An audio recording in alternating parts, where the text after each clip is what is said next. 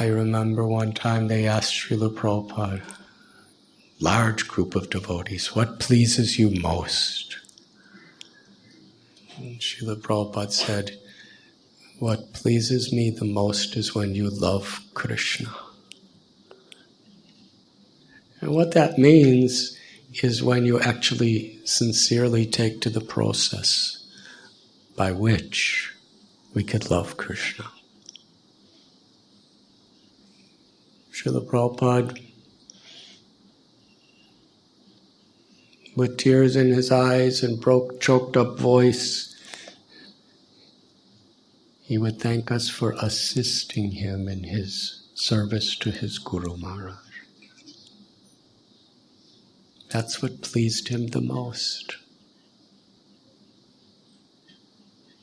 And when we honestly examine that statement, we understand when we're fighting with each other, we're doing a great disservice to Srila Prabhupada's mission of serving his Guru Maharaj. When we're lethargic in our own sadhana, when we're negligent in studying Srila Prabhupada's teachings, when we're not enthusiastic to serve according to whatever capacity we have, then we don't have a capacity to actually be what we can to assist Srila Prabhupada in the service of his Guru Maharaj. What pleases me is simply what will make Srila Prabhupada happy. What will make Srila Prabhupada happy is when we do sincerely take shelter of the holy names. When we really do overcome our differences and unite on the higher principle, to have a society that will attract the world to Krishna's service, where we're willing to perform tapasya austerities. Srila Prabhupada performed so many austerities for us, and all of his followers have performed so many austerities to assist him. And for the next generation, what pleases all the representatives of Srila Prabhupada is to perform austerities. The austerity of our sadhana, the austerity of our cooperation, the austerity of following these regulative principles and doing everything we can to serve. Sri Radha Gopinath Temple began with just a few little brahmacharis, very young, very spaced out. And just hardly a dozen sincere grihastha families that were kind of homeless and broken-hearted. But everyone wanted to serve. Everyone wanted to work together, serve together. That was a seed.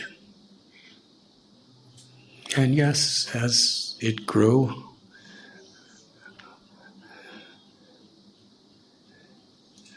a program like this was an impossibility to even conceive with this many people. I remember we would sometimes have events at Krishna Chandra Prabhu's house, and the back part of his living room, which is about a third of his living room, would almost get filled up.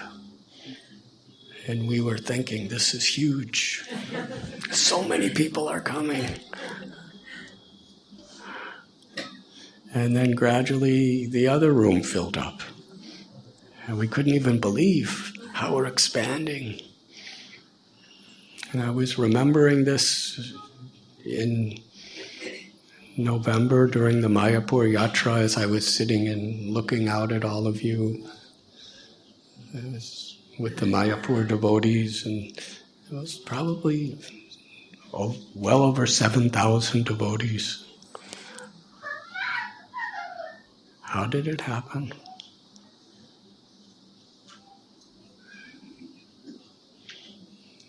It's that higher purpose. We were united in that higher purpose. But with time, so that we actually have the opportunity to truly understand deeper levels of surrender, Krishna will not make it easier. He actually makes it harder. Sometimes we're thinking, after some time, everything will be very easy. On one level, it may be easier. But until we're truly, completely pure, Krishna will not make it easy. At every stage, there's a different type of challenge.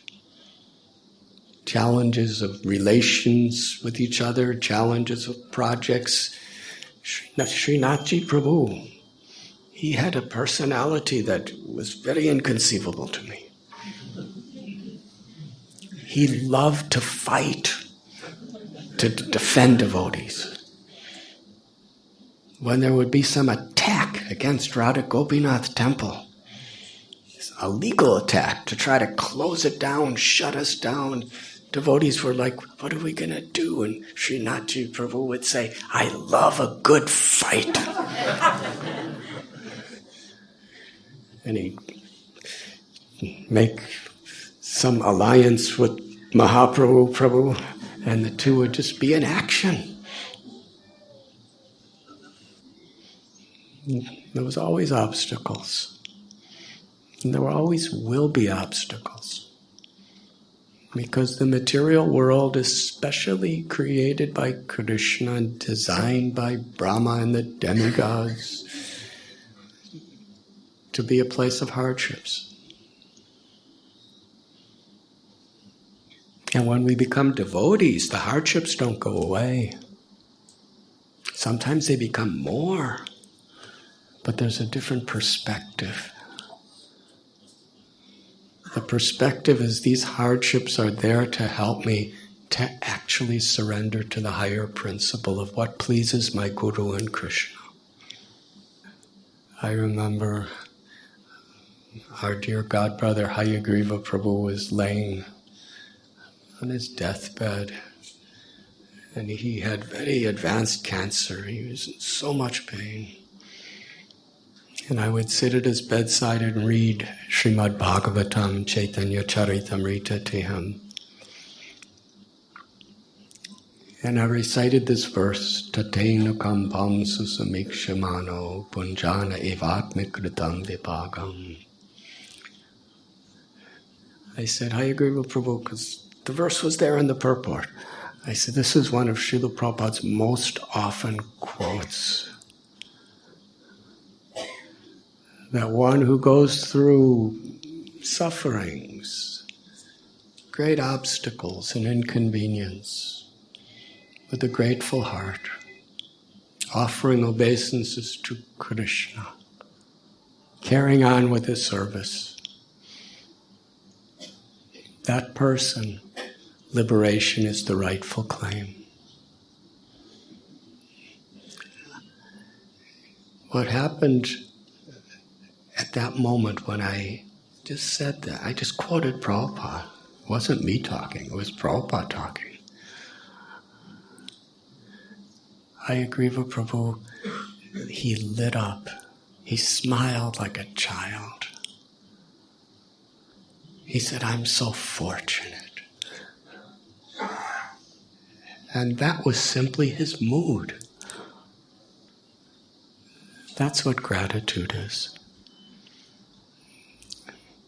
Gratitude is not circumstantial. Common, mundane gratitude is when I get what I want, I'm grateful. When I don't get what I want, I'm not grateful. But a Vaishnav The attitude is gratitude, the spirit.